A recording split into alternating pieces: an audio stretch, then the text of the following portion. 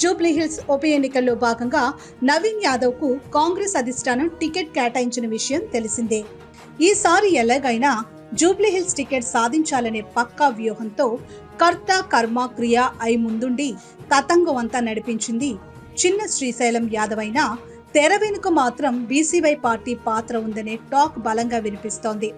Jubilee Hills ticket తన కుమారుడికి ఇవ్వని పక్షంలో బీసీవై పార్టీ తరపున పోటీ చేయడానికి మేము సిద్ధంగా ఉన్నామనే బలమైన సంకేతాలు శ్రీశైలం యాదవ్ కాంగ్రెస్ అధిష్టానానికి పంపారని, ఇందులో భాగంగానే 2 నెలల క్రితం బీసీవై పార్టీ తెలంగాణ రాష్ట్ర కార్యాలయాన్ని బంజారా హిల్స్ లో ప్రారంభించడంలో చిన్న శ్రీశైలం యాదవ్ కీలకంగా వ్యవహరించడంతో పాటు ఆ రోజు జరిగిన ప్రెస్ మీట్ లో రామచంద్ర యాదవ్ మాట్లాడిన మాటలు కూడా ఈ ఆరోపణలకు బలాన్ని చేకూరుస్తున్నాయనే అభిప్రాయం రాజకీయ వర్గాల్లో వ్యక్తమవుతోంది.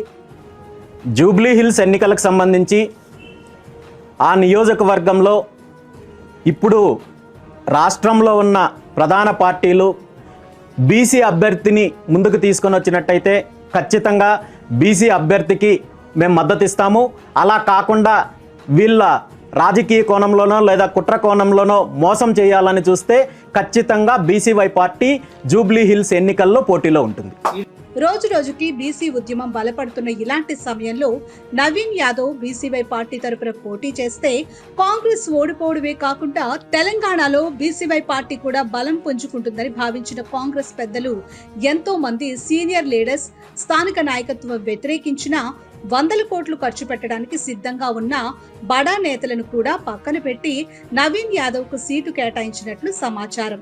అంతేకాదు చిన్న శ్రీశైలం యాదవ్ ఆయన కుటుంబ సభ్యులు గత కొంతకాలంగా బీసీవై పార్టీ అధినేత రామచంద్ర యాదవ్ తో అత్యంత సన్నిహితంగా ఉండడం, అలాగే హైదరాబాద్ లో రామచంద్ర యాదవ్ పాల్గొన్న ప్రతి కార్యక్రమంలోనూ శ్రీశైలం యాదవ్ కూడా పాల్గొనడంతో పాటు కుంభమేళా వంటి వ్యక్తిగత పర్యటనలో కూడా రామచంద్ర యాదవ్ కుటుంబ సభ్యులతో కలిసి చిన్న శ్రీశైలం యాదవ్ పాల్గొనడం వెనుక అంతరార్థం ఇదేనంటున్నారు రాజకీయ విశ్లేషకులు.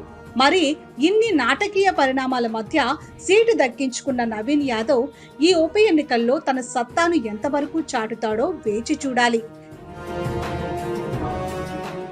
ఇక ఏపీలో కూడా 2024 ఎన్నికలకు ముందు ఇదే తరహా వ్యూహాన్ని ఫాలో అయిన పల్లా శ్రీనివాస్ యాదవ్ బీసీవై పార్టీ అధినేత రామచంద్ర యాదవ్ తో సన్నిహితంగా మెలుగుతూ తమ సామాజిక వర్గ బలాన్ని చూపించి టీడీపీ రాష్ట్ర అధ్యక్ష పదవితో పాటు ప్రస్తుతం తెలుగుదేశం పార్టీలో కీలక నాయకుడిగా వ్యవహరించే స్థాయికి ఎదిగారు.